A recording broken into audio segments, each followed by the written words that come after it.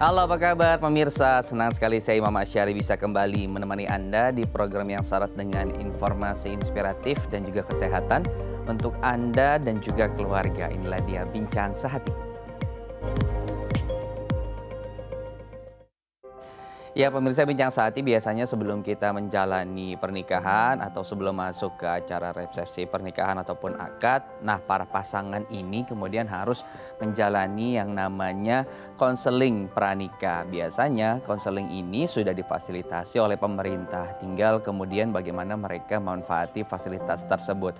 Ataupun bisa juga menggunakan lembaga swasta yang menyediakan tadi layanan untuk konseling pranikah. Apa sih kemudian yang dibahas di konseling pranikah? Biasanya untuk mereka bisa mengenal satu sama lain dan juga bagaimana nanti membangun keluarga yang kuat, bagaimana juga nanti misal ditambah gitu ya, bagaimana membangun pendanaan yang kuat dalam keluarga dan bagaimana cara menyelesaikan masalah mereka masing-masing, karena mereka adalah dua insan yang bisa jadi baru kenal begitu ya satu sama lain dari sisi luarnya saja, belum sampai kemudian mengenal satu sama lain dari sisi bagian dalamnya. Nah, nanti kita akan bahas ya di Bincang Sehati kali ini dengan tema konseling pranikah. Tapi sebelum saya masuk ke tema tersebut, kita akan terlebih dahulu membahas fun fact ataupun mitos dan fakta ya seputar koperasi.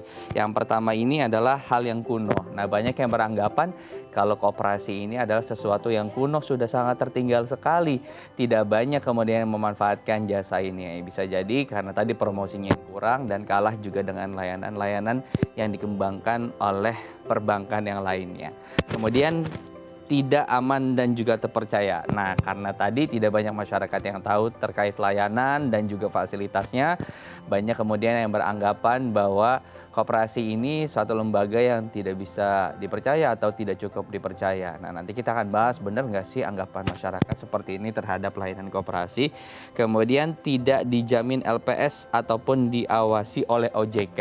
Karena biasanya keberadaan koperasi kan adanya misalnya di pasar, terus kemudian di satu kecamatan atau di satu kelurahan, tidak seperti misal perbankan yang dia memiliki kantor cabang, terus kemudian juga kantor cabangnya ada juga kantor pusatnya, sampai dengan layanan-layanan di kelurahan dan juga kecamatan. Nah, mungkin tidak seterpercaya perbankan gitu ya, sehingga kemudian muncul anggapan di masyarakat bahwa ternyata koperasi ini tidak dijamin oleh LPS dan juga lembaga keuangan lainnya. Nanti kita tanya benar nggak sih kemudian koperasi kita ini tidak dijamin oleh hal tersebut. Berikut adalah koperasi memberikan bunga lebih tinggi dari bank. Nah, ada juga kalau sebutannya bagi hasil ya. Ternyata bagi hasil di koperasi ini lebih besar loh dari bunga yang ditawarkan oleh bank. Kita akan tanya juga nanti dengan pakar, benar nggak sih kemudian bunga yang ataupun bagi hasil yang dibagikan oleh koperasi ini ternyata lebih menarik dan lebih besar dari yang ditawarkan oleh perbankan. Berikutnya adalah menabung di koperasi dalam jangka waktu panjang itu ternyata lebih baik gitu. Nah, sama seperti investasi ya. Ketika menaruh sebuah dana di satu lembaga keuangan, kemudian ini akan memberikan return yang baik. Nah, koperasi juga dipercaya bisa memberikan hal tersebut. Tapi nanti juga kita akan tanya lagi dengan pakar, benar nggak sih kemudian ketika kita menaruh uang dalam jangka waktu yang lebih lama di koperasi kemudian bisa mendatangkan keuntungan yang lebih tinggi jika kita menggunakan jasa perbankan yang lain. Nah, kita akan bahas nanti pemirsa di segmen selanjutnya. Untuk Anda yang tertarik dengan tema dan juga pembahasan kita hari ini, Anda bisa menghubungi kami di 021 290 32644 atau bisa melalui Instagram kami di @bincangsehati.tv. Saya akan kembali sesaat lagi. Tetap bersama kami di Bincang Sehati.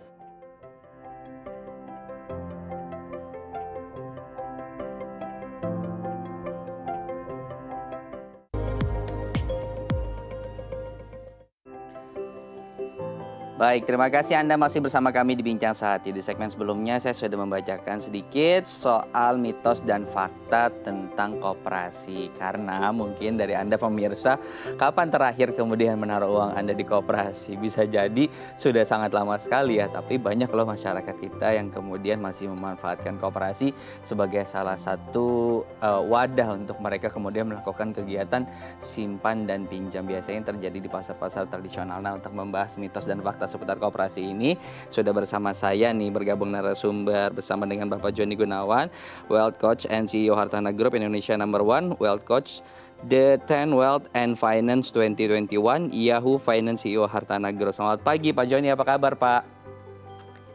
Selamat pagi, kabarnya luar biasa baik. Siap, kita juga luar biasa untuk kita membahas tentang koperasi. Karena menarik nih sekarang nih Pak nih untuk kita bahas koperasi ini kan salah satu lembaga yang dahulu digunakan masyarakat ya, digaungkan oleh founder pendiri bangsa kita gitu ya. Untuk mereka menggunakan koperasi sebagai salah satu wadah untuk melakukan kegiatan ekonomi terutama simpan dan pinjam. Nah, kita akan bahas seputar mitos dan faktanya nih Pak. Yang pertama, benar nggak sih kemudian koperasi ini menjadi suatu yang hal kuno sekarang dan juga ditinggalkan, atau justru ternyata layanan ini masih banyak dimanfaatkan loh oleh masyarakat kita di daerah? Nah, sebenarnya koperasi bilang kuno sebenarnya enggak ya. Terdata dari Kementerian Koperasi dan UMKM itu ada total 123.000 koperasi yang aktif, banyak loh, ya kan? Tapi yang kenapa konotasinya kepada buat yang lebih kuno, karena hanya 0,73%. Jadi dari 123.000 hanya 700 koperasi yang go digital. Jadi hanya sedikit yang go digital. Nah, jadi saya rasa dengan perkembangannya teknologi, dengan perkembangannya zaman, dengan ada app base yang go digital, akan lebih memudahkan untuk melayani para anggota dalam bertransaksi dengan koperasi. Jadi kayak inovasi-inovasi ini saya rasa semoga kita introduce dan edukasi supaya masyarakat tertarik lagi kepada koperasi. Karena koperasi itu konsepnya mesejahterakan semuanya, ya kan? Jadi itu suatu hal yang baik. Oke, ya itu tadi ya, ternyata banyak jumlahnya ya. Bahkan lebih banyak dari jumlah perbankan loh yang ada di Indonesia gitu. Tapi tadi ya, karena baru sedikit angkanya mereka memanfaatkan teknologi digital, makanya lebih konotasinya ke arah kuno sana gitu. Baik. Nah, Pak Joni, ternyata tidak aman dan juga terpercaya. Benar nggak sih kemudian si koperasi ini nggak aman karena tidak tadi memiliki pengawasan yang bagus, dari segi teknologinya juga tidak terlalu bagus seperti perbankan yang lain. Benar nggak sih Pak?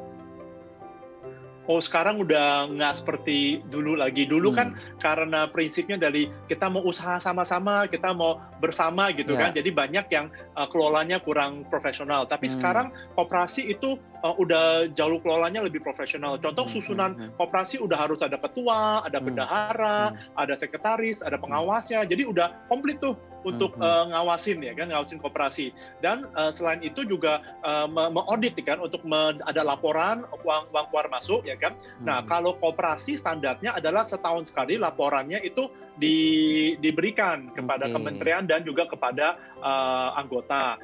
Tapi juga ada beberapa koperasi yang sangat profesional, malah setiap 3 bulan udah kayak perusahaan TBK. Ya kan, jadi diaudit dan sangat transparan pengelolanya. Nah, seperti itu saya rasa jauh lebih aman daripada tidak ada laporan atau tidak ada kejelasan dana masyarakat itu digunakan seperti apa. Dan juga ada banyak jaminan untuk kayak sertifikat atau biliar atau semacam cek untuk menjamin modalnya supaya aman. Itu juga ada juga fitur-fitur seperti itu. Dan untuk aturan berlaku bahwa pajak, contoh kan kalau kita taruh di lembaga institusi yang lain, ada bunga, ada pajak dari bunganya. Koperasi juga ada.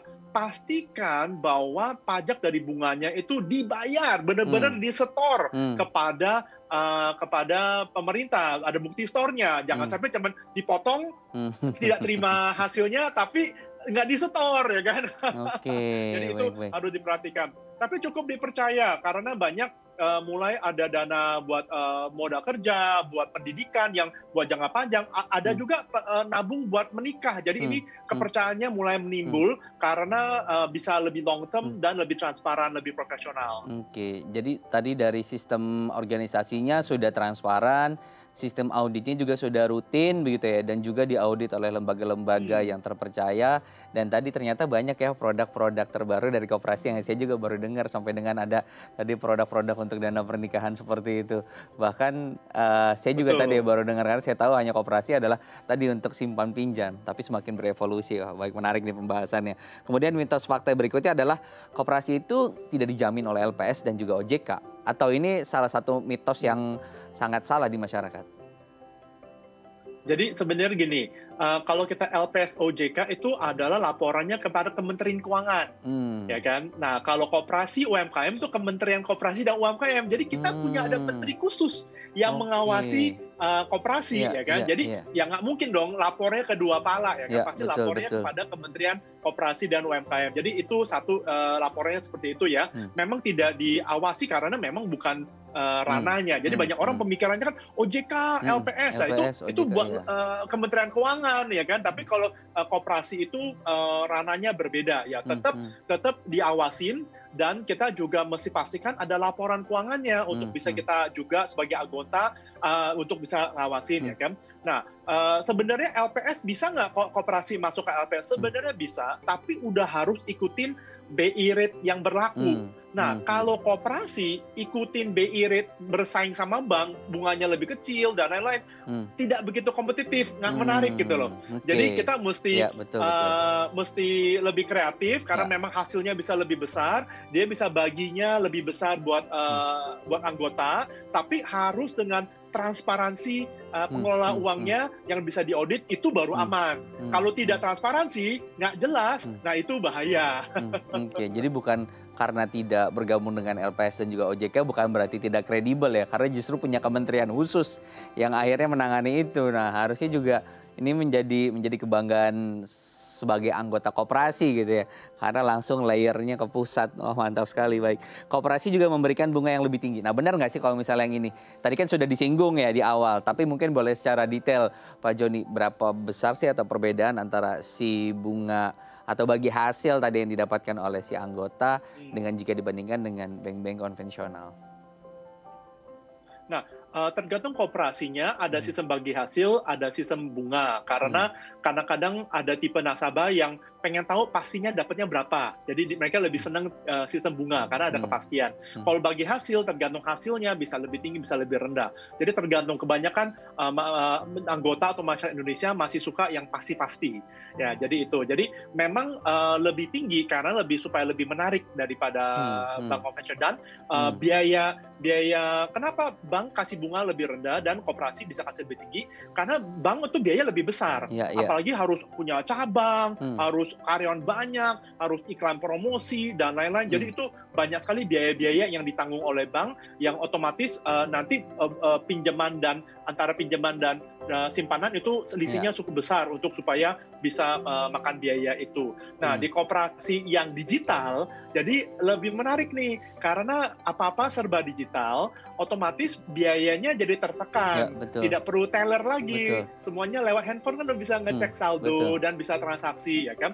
Dengan berinovasinya seperti ini, jadi otomatis bisa memberikan yang terbaik buat anggota, sekaligus juga menekan biaya supaya nggak perlu biaya gitu besar untuk menjalankan bisnis yang sama, tapi memberikan yang terbaik buat para anggota. Jadi ini kenapa jadi lebih menarik cara tabungan, dan cara kerjanya juga bisa kita lihat, ya kan, bisa lihat cara kerjanya dengan hasil lebih bagus supaya benefit buat semua anggota lah. Intinya seperti itu cara kerjanya. Oke, jadi secara operasional sekarang sudah mulai canggih sehingga biaya operasionalnya tidak terlalu mahal dan keuntungan yang bisa dibagikan kepada para anggota juga jadi lebih besar. Oke, baik. Jadi pengen nih nabung di koperasi. Oke. Nah, kemudian yang terakhir, ternyata menabung di koperasi dalam jangka waktu yang lebih panjang itu justru lebih baik dan lebih menguntungkan. Apakah memang seperti itu atau tadi balik lagi ke masing-masing produk dari si koperasinya sendiri? Nah, jadi pada prinsipnya kalau kita nabung untuk ada hasilnya dan kita kembangin hasilnya biar bunga berbunga atau uangnya beranak, ya kan, atau bunga majemuk, ya. Jadi itu akan menjadi besar, kecil-kecil jadi bukit menjadi besar. Jadi karena itu kalau kita pemikirannya jangka panjang itu jadi lebih bagus karena itu akan menjadi lebih besar. Nah, lawannya kita berinvestasi atau menabung adalah inflasi. Nah, kalau kita bisa berikan nilai lebih tinggi dari inflasi jangka panjang, jadi uang nilai kita itu lebih berkembang daripada inflasi. Nah, itu sangat penting. Itu kita kalau perhatikan koperasi sangat bisa memberikan lebih daripada inflasi dibanding perbankan yang biasa kurang lebih sama inflasi. Jadi sebenarnya kita kalau taruh di tempat perbankan mungkin karena terkena inflasi, mungkin hasilnya sama aja lah, seperti itu, cuma buat titik taruh doang biar sampai. Jadi sebenarnya harus dibagi-bagi supaya ada manfaat lebih panjang, bunganya bisa lebih efektif menghasilkan buat para anggota. Oke, jadi sekali lagi perhatikan produknya ya, karena tetap saja ya produk setiap koperasi itu berbeda-beda, layanannya juga berbeda-beda. Tapi kemudian sekarang koperasi sudah mulai canggih, bertransformasi, bahkan ada beberapa koperasi yang sudah memanfaatkan teknologi digital. Wah, menarik sekali Pak Joni, terima kasih. Ini membuka sekali wawasan finansial kita, terutama terkait layanan koperasi ini di masa pandemi bisa jadi pilihan nih pemirsa. Pak Joni, terima kasih ya sudah berbagi informasi finansial hari ini. Selamat beraktivitas kembali, Pak. Terima kasih. Mari. Hartana Group memperkenalkan simpanan pasti untuk sisihkan dana THR kamu. Simpanan mulai dari 500.000 sudah pasti dapat bunga 8% per tahun selama 60 bulan. Pasti berlipat dengan konsep compound interest alias bunga berbunga. Informasi lebih lanjut bisa lihat dan klik link di deskripsi ya.